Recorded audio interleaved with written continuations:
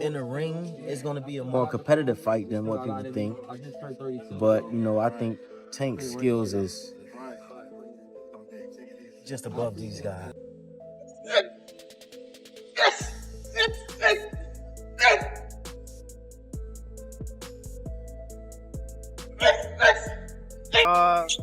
I'm gonna go back to the drawing board. Obviously, you know, I didn't do enough to win, so I'm gonna make sure we do. According to Adrien Broner, Lamont doesn't stand a real chance after watching Gervonta Davis's intense training clips.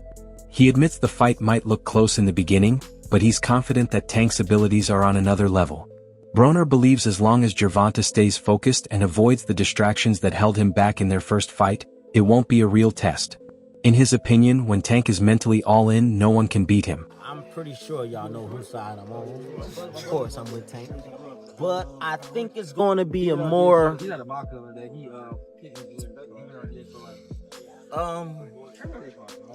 it's going to be a bigger fight than what people think, as far as in the ring. I know it's going to be a big fight to the fans, of course. But in the ring, it's going to be a more competitive fight than what people think. But, you know, I think Tank's skills is just above these guys, man. And plus, he got that showstopper. So, as long as Tank is 100% straight, focused, man, you know, I don't think he have no problem with Adrien Broner has been a big part of Gervonta Davis's journey in boxing. There was a time when they were always together, supporting each other and staying focused on the sport. Over time, their careers took different paths, but Broner says their connection is still strong. Even though they're not side by side like before, there's still deep respect between them. Both have gone their own way, but the bond they built remains. Like right now, me and Tank, it's weird because he loved me to death. He know I love him to death. But we don't talk every day how we used to. Nigga, it used to be a time where you ain't see me without Tank, or you ain't see Tank without me. But what happened was, I think what happened was, he just like, damn, bro. I feel like he look up to me so much. It's like, I let him down. Cause he's somebody that really know like what I can do and how good I am. And it's like, he feel like, man, you tripping. You know what I mean? In an honest moment, Broner shared when he chose to step back from guiding Davis and let Floyd Mayweather take over. He realized he couldn't provide the level of support Davis needed, things like resources, money, and big-time exposure that Mayweather could easily deliver. It was a smart and selfless choice, putting Davis's career first. Broner didn't let pride stand in the way and made a move that played a key role in launching Tank towards success. I brought him to the gym with an AB shirt on. But I didn't have everything right yet. You know, everything wasn't moving yet. You know, I was a little slow on my feet. So I gave him the floor. And every time we bring it up, Flav like, thank you, AB. You gave me a good one. Does that feel like a win for About Billions Promotions as well? Of course, because at the end of the day, I don't care who promotes Gervonta Davis. I'm still gonna support him. Same way. You know, he's a little brother to me. Tank been around us since he was like 17, 16. Adrien was already famous on TV and everything. We wrote him on the internet. Twin didn't even know him. Blew him out. Let him live with it. Yeah. He lived with him? Yeah. How much fun was that? We were fun. I had him in a... We was on bullshit. What? I remember when he was in Cincinnati. Like, he was at the gym, working out with y'all and everything. You had him on what? He was working out crazy. I had a little Tank. You know, don't get me wrong. Broner still calls Davis his younger brother, no matter how big Davis has become in the boxing world. Even with all of Gervonta's recent success, Broner says their bond hasn't changed. Davis still looks up to him as a mentor, someone who helped lead the way and continues to back him from a distance. Fame might change how people see things from the outside, but behind the scenes, their relationship is still built on loyalty and a strong shared history. You my brother, and I see something, I'm gonna call and check up on you, see if everything right, or if it ain't right and I feel like you should be over here, I'm gonna let you know it. And that's just all it was. That's my baby brother. You know, he called and shit. That's what it was, and now we here. Is y'all relationship the same in that way? Like, cause Calvin said that yesterday too. He was like that. There was a point where he was like, when Tank first got around you, he didn't want to leave. He was like, we had to track Tank down. Like, yo, where the fuck is he? Why he don't want to come back? Is it still that same type of energy? Of course. Like with y'all? Hell yeah.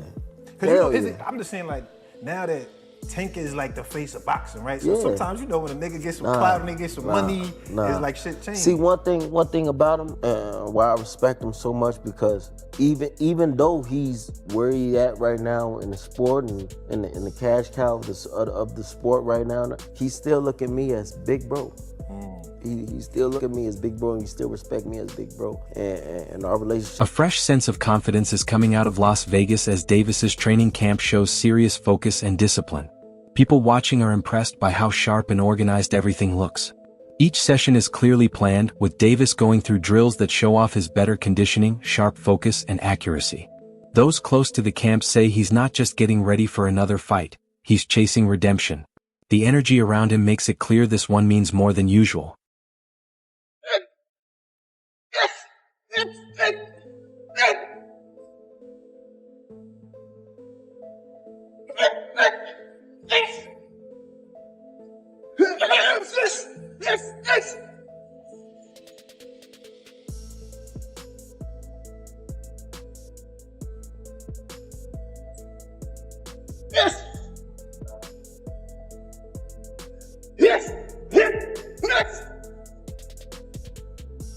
Meanwhile, Lamont Roach has made it clear he won't be anyone's stepping stone. He admits he came up short in their first fight but is promising a whole new performance in the rematch. His team has studied Davis closely and adjusted their game plan to fit the moment. Lamont now carries a sharper, more aggressive energy with none of the hesitation from before. He's no longer fazed by the spotlight. This time he's fighting to win and to earn respect. I'm here with Lamont Roach. We're here at Fanatics Fest. What's going on with you, champ? How you feeling? Man, I'm feeling good, man. Feeling great. I know you got that fight coming up. The rumors is out sometime August, September. Are you currently in training camp right now? I actually leave out for camp next week. Next week? Yeah. How you feeling going into the rematch, champ? Like a champ, like I'm supposed to. I've been in the gym. I've been ready. Time to ramp it up, kick it in gear, and get right to work. I'm gonna ask you a quick question about the fight. The first fight with Tank. What did you see in that fight that can help you propel into the next fight? I saw all I needed to see in that first fight. Trust me. I'm gonna go back to the drawing board. Obviously, you know, I didn't do enough to win, so I'm gonna make sure we do more than enough. Kenny Ellis, a key voice from inside Davis's camp, respects the work Roach has put in but makes one thing clear. There's a big difference between looking good in the gym and delivering in the ring. He says all the sparring clips and highlight workouts don't matter once the real punches start landing. What makes Davis stand out, according to Ellis, is his toughness under pressure, how he bounces back, adjusts, and keeps fighting with heart. Training shapes the body, but Ellis believes it's mindset and willpower that truly win fights. Some great pad work that Gervonta Davis has put up. He put up a message as well, and I feel like it's great for the promotion because there's a lot of things going on in boxing. So he put I'll put him on a flatbed in Harlem Hospital. Yeah, I told him we rumbling. Damn, I didn't see that one. Crazy message. I see that a lot of people not really talk about that. This fight March 1st, I see Lamont working out a lot in the gym with his father, with a whole bunch of coaches up in Florida. Do you see a different Lamont Roach coming into this fight? No, I don't.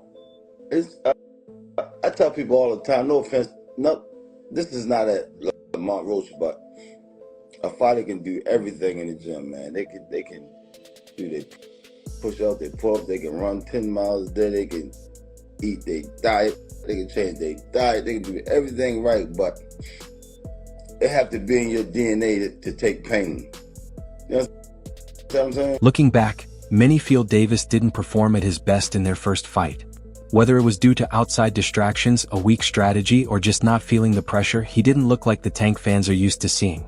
Now, with his reputation on the line, Davis is locking in every detail. This rematch isn't just about winning, it's about making a statement and showing everyone who he really is. This time, he's not just facing Lamont, he's facing doubt itself. Tank out here selling under 150,000 pay-per-views, you kidding me?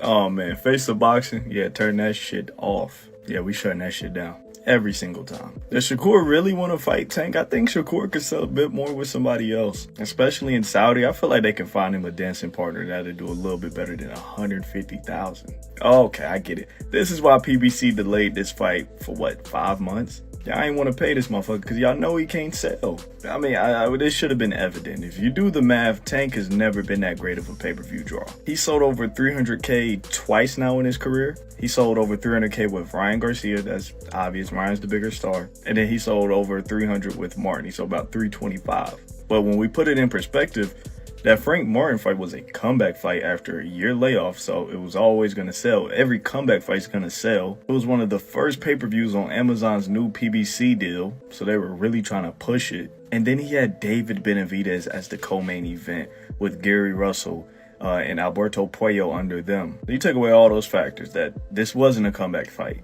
David Benavidez isn't the co-main event, and Amazon has now been in the game for over a year. It makes sense it only sold 150. I know there's going to be a couple of you guys in the comments. No, it sold 500K. Don't be so gullible.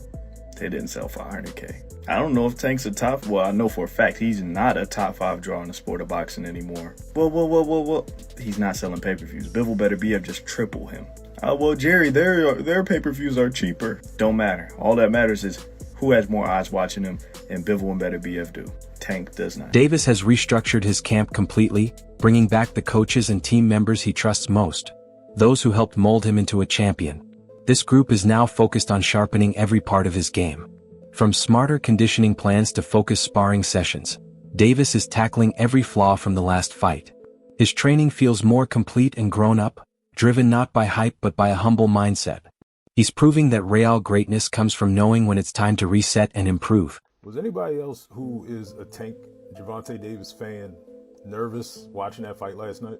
I was nervous after probably the third round. I was like, yeah, I don't know about this. Here's the thing. I think we all know Tank didn't take this fight as serious as he should have. In the post-fight press conference, he said he didn't know what round it was. He said he lost track of the rounds. Like, that's not like him to do that. But I think he went in with the same game plan he typically does, where he just wears these guys down and then kind of baits them into just a crazy uppercut counter. And if you saw in the 11th and 12th round, he was going for it, but he couldn't connect it because this Lamont Roach guy, he's fast, he's quick. And as a Baltimore native, I wanted Tank to win. I wanted him to win. The whole Be More DC thing, I wanted him to win. I don't know if y'all saw when Tank was getting his hands wrapped, he was yawning. He didn't take it serious. But one silver lining is that he's probably not retiring now. He's got to take that rematch. Here's the thing, when he takes that rematch, when they do fight again, this fight, Tank's going to win this handily. He'll probably win it in the 7th or 8th. But yeah, it wasn't a draw. Tank lost that fight. Yeah, he took a knee. Strategically, he took a knee. But he took a knee. Tank lost that fight, unfortunately. But I'm excited for that rematch. I feel like it's probably going to be the most watched boxing match in history. In the first fight, one odd moment stood out: Davis's unexpected fall. Insiders say it wasn't from fatigue or a big punch, but from hair product getting into his eyes. If that's true, it changes the story. It wasn't a sign of weakness, just a small mistake with big consequences. The solution is simple, but the lesson runs deep. Real preparation means managing every tiny detail. For Davis, this rematch is about more than a title or money, it's about proving who he is. The first fight raised questions about his dominance, and critics started to doubt him. Davis hears that talk and he's using it as motivation. A strong win won't just quiet the noise, it'll restore his place at the top. This is the kind of fight that reshapes a fighter's legacy. People keep saying Lamont dang near beat Tank clean. Basically we seen it yeah, he did Tank that one, but Tank was limping out the ring. Bro, he didn't even get over on Tank for real. Y'all only saying that because Tank took the knee. And when Tank took the knee, it wasn't how Ryan Garcia was when he took the knee once Tank went to his body. It was dang, I'm taking him to get right back up. Can you do that in boxing? No. But y'all can't say that basically that oh yeah, he won because of the knee. That shows that people just want to see Tank lose, bruh. Cause y'all betting y'all money on basically Tank losing because of that knee. Yes, it was a good fight. Yes, I'm not gonna lie.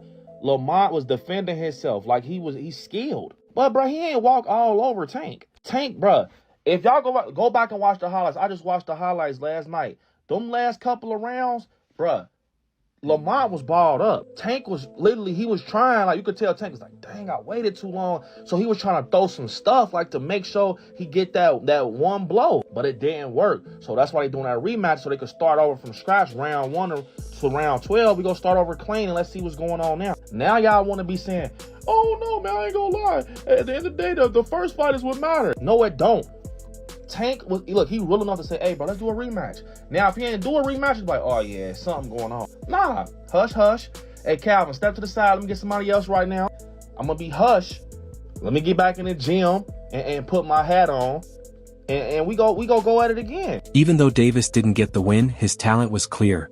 Quick hands, sharp counters, and solid defense gave Roach real trouble early on. Experts believe the problem wasn't skill, but staying locked in for the whole fight. If Davis can keep that early form going all the way, the rematch could play out much differently. His team isn't throwing out the old game plan. They believe it worked in theory but just wasn't executed right. Now they're focusing on sharpening what already showed promise, studying Roach's patterns and fine-tuning pressure points and finishing moves. This new approach isn't a total change. It's a smarter version of what came before, and that smart edge might be the key difference this time. Are you willing and able? You know? You know, a lot of people gearing up to this fight, I feel like more people, like boxing heads, are giving more respect to this fight than you have all these other fights. You know, you got the Shakurs and the Floyd Schofields. You got Teofimo might be entertaining a fight with Richardson Hitchens. You got Devin Haney fighting Jose Ramirez. When you look at Tank Davis and Lamont Roach, among all those other fights, like, do you feel like this, as a boxing fan, is just more of a competitive, like, get off your seat type of fight? Yeah, like I said, Roach has always been at the top of the game in the amateurs and the pros. He's a world champion right now, and he got skill, you know? And everybody know Tank, what he coming with. Mm-hmm. And a lot of people didn't know Roach a few months ago, but they did their research now and they say, oh, this motherfucker can rumble. So now that people eyebrows going up, you know?